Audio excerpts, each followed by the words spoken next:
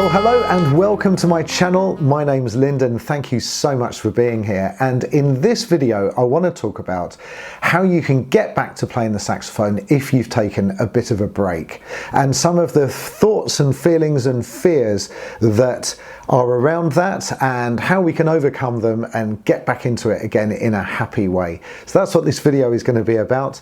I'm making this video because somebody called Kevin emailed me and brought this subject up and suggested that I do a video on this. So thank you very much, Kevin. I really do appreciate your input. And in fact, this has been on my radar of videos to do, because I've dealt with so many people over the 20 odd years that I've been teaching saxophone that have had a long break on the saxophone. I've had lots of conversations with people that have been through this process that I'd like to share with you. Before I dive into this, I want to say thank you to all the people that have subscribed and bought me coffee and sent me tips on PayPal. It's absolutely amazing. I want to let you know that this channel is growing hugely. Last week we had 200 new subscribers. I literally cannot believe it. If you'd have told me that I would have a channel that has got, we're over 6,500, I think we're like 6,600 subscribers, I would have never believed you. I'd have said, no way, I am just a local saxophone teacher. That is never going to happen for me.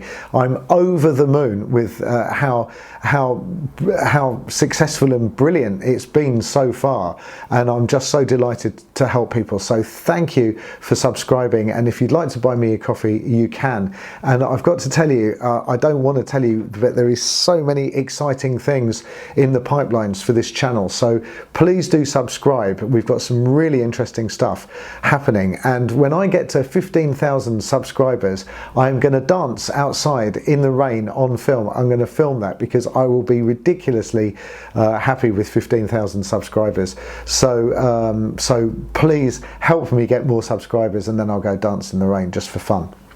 Right, if you've taken a break with the saxophone and you're finding it hard to get back into it, that's normal. It's okay, I promise you, it's absolutely okay. And one of the things that people tend to think is that they've forgotten everything, and I want to let you know you've forgotten nothing, and there's a really good reason why this is so. So that the fear is that you've gone backwards, or that you've forgotten all of that information, or you've got to relearn all the stuff that you learned.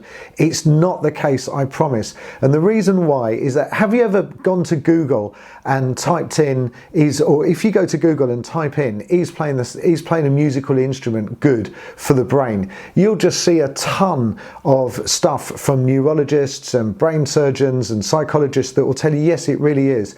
And the reason is that it affects so many different areas of the brain. So it's intellectual, it's artistic, it's emotional, you feel it, it's physical, you have to kind of physically do it. It affects so many different areas. It affects the short-term memory and the long-term memory as well.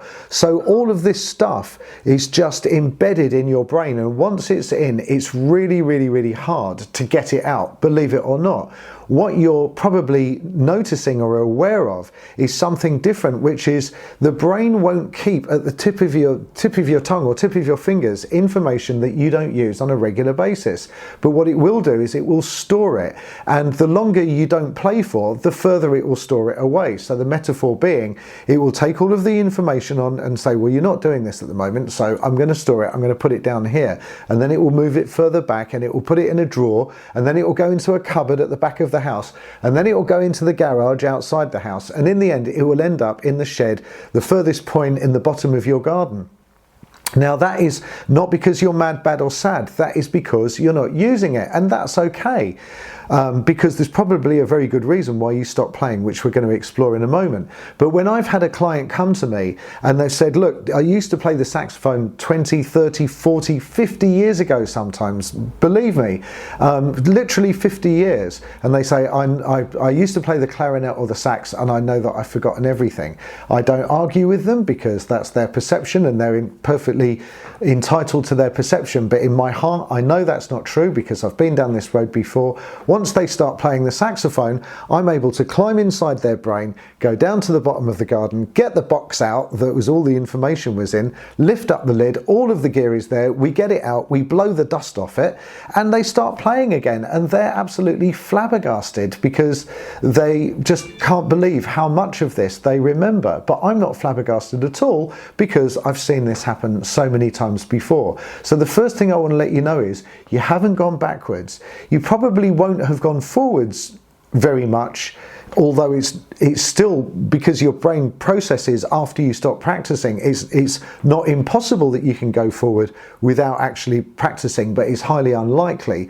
You won't have gone forward, but you won't have gone backwards or forgotten everything, and it will only take you a few hours of practice to get back up to speed to where you once were when you left off. So isn't that encouraging, right? First of all, you don't have to worry that you've forgotten it all or you've lost everything, because that's just simply not the case.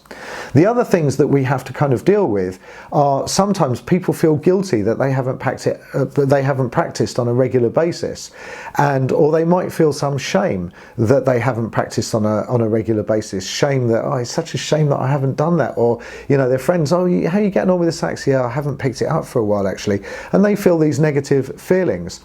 And that's okay. The way round that is to accept those feelings and think, all right, yeah, I do feel a little bit bad, but I'm not going to let that stop me. So Susan Jeffries wrote a brilliant book that I never read because I didn't need to, because the information was in the title. It said, feel the fear and do it anyway. And I thought that is just genius, right? If you're worried about doing something, or in this way, feel the guilt and just do it anyway. Move through those feelings. Don't try and push them away. Allow them to be. Accept and acknowledge your feelings and just pick the sax up anyway and get going. Because the most important thing that you've lost when you stop practicing the saxophone is momentum. Once you've got the momentum going, it's easy peasy, to be honest. It's because it's just in your regular repertoire. But getting that momentum going again is quite difficult. And if you have a think about, have you ever seen one of those strong man shows, or strong, you know, UK's strongest person or world's strongest person? Have you ever seen them put a harness on and then pull like a bus or even like an aeroplane? I've seen them do. That's just phenomenal. Think about that. It's that initial burst of energy where they're just like, it's so incredibly hard to get it going, to make that bus move at all. But once it's moving, they're kind of almost running, they're kind of sprinting with it. How is that even possible? Have you ever pushed a car and noticed get it going is really hard, but once it's going, you can just like kind of walk down the road with one hand on. It's kind of crazy. And that's exactly the same here. What you've lost is momentum, and trying to get that momentum going again, it's going to take you're going to need to push really hard, but you need to push really hard for like 2 minutes or 5 minutes. And then once you've got the momentum going, then it's easy, and you've broken down those barriers of fear or guilt or shame that you might have. I'm not saying that you do, by the way, but if you do feel those feelings, this is the way to smash through them. Draw a line in the sand about the past.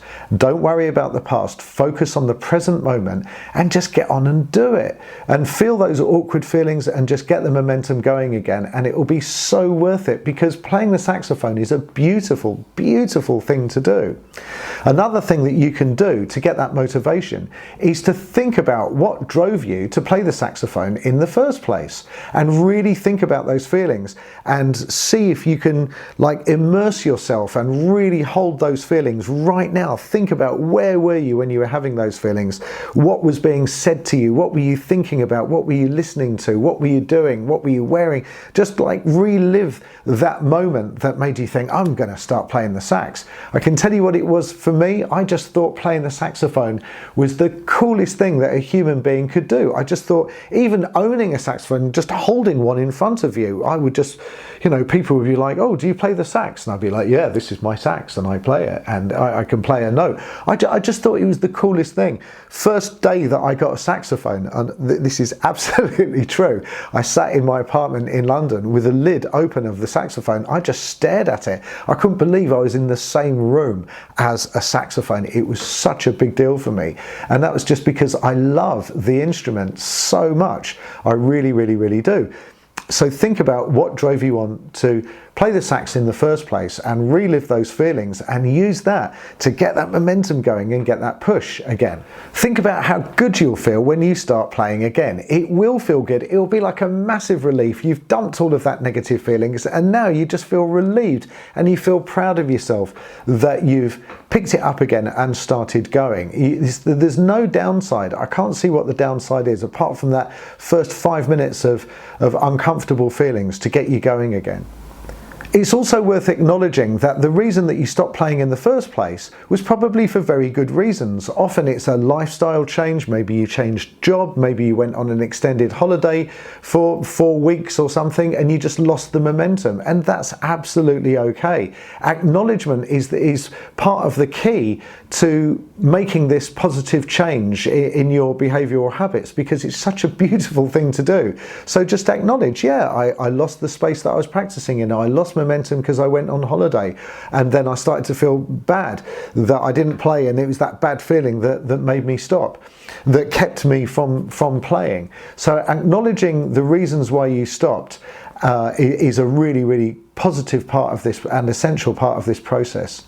So when you do start playing again, don't set yourself some crazy goal that you're going to practice, right, I'm going to do this for 6 hours a day or 9 hours a day, every single day, 7 days a week. Please don't do that. Just think to yourself, I'm going to pick the saxophone up. I'm going to make a concerted effort to pick the saxophone up 2 or 3 times this week for 15 minutes. That's more than enough, because what you're looking to do, you don't need to push it really, really hard anymore. Once you've got it going, you just need to give it a regular little push to keep the momentum going. And if you set yourself a realistic goal, like 10 or 15 minutes, 2 or 3 times a week, then the chances are you probably do more than that anyway, spontaneously, and that's okay too.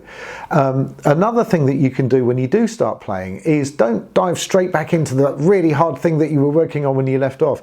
Just have some fun with playing the sax. Just play a tune that you loved playing, or do something that you really, really, really enjoyed and found fun, and just keep it light and easy until you've eased yourself back into the process of playing. Another thing that you can do is to hold yourself to account by perhaps telling your friends that you're playing the saxophone again, or if you played with another musician, let them know that you're playing the saxophone again, and holding yourself to account is really, really good. Also, if you did have an instructor of some sort, it might be worth just touching base with them and saying, hi, I've started playing again, I'm thinking about coming back for some lessons, maybe on a weekly or every 2 weeks or whenever you feel like, but just touch base with them and let them know that you've picked it up again. Might be a really, really good thing to do, because again, that holds you accountable. And one of the benefits of having regular instruction from someone who's got more experience than you have is that they will hold you to account. So if I've got regular students that I teach, and I will set them homework at the end of a session, and they know that come the next week, then it's likely that I'm going to, well, it's not likely, it's completely, totally going to happen. I'm going to say to them, because I write down everything that we do, I'm going to say to them, okay, so last week we looked at scales or arpeggios or chord tones or whatever it is. How did you get along with that? That's going to be one of the questions that I ask them. And so I'm holding them to account, and this is a really good thing for people. It helps motivate them. Personally, if they haven't had a chance to do it, I don't give them a hard time, because it's not useful. That's not a useful way of going. But we would probably use that as an opportunity to practice again. So having someone hold you to account is a really, really, really useful thing. So my challenge to you is, if you've had a break, get your harness on, get that big heavy jet behind you and start pulling, right? Go through those difficult feelings, right? Go to the saxophone case, lift up the lid. This is so hard. Oh, I haven't practiced for ages. I'm going to be terrible. And then you put it in your mouth and you go, and you think, wow, this is so much fun. Why did I ever stop? That's my challenge to you. If you've had a break, then then please go to your saxophone now, pick it up, show it some love, have some fun with it, and let me know how you get on in the comments below. That would be so useful. Right, I'm going to stop ranting. I really hope you found that useful. If you did, can you let me know in the comments below? If you've got any other brilliant suggestions for me to make videos on, then please let me know, because it's so useful. It's so useful, and this is your channel. I want to do things that are useful for you. If you'd like to buy me a coffee, you can, and I'm looking forward to seeing you in the next video. Take care. Have a beautiful day. Bye bye.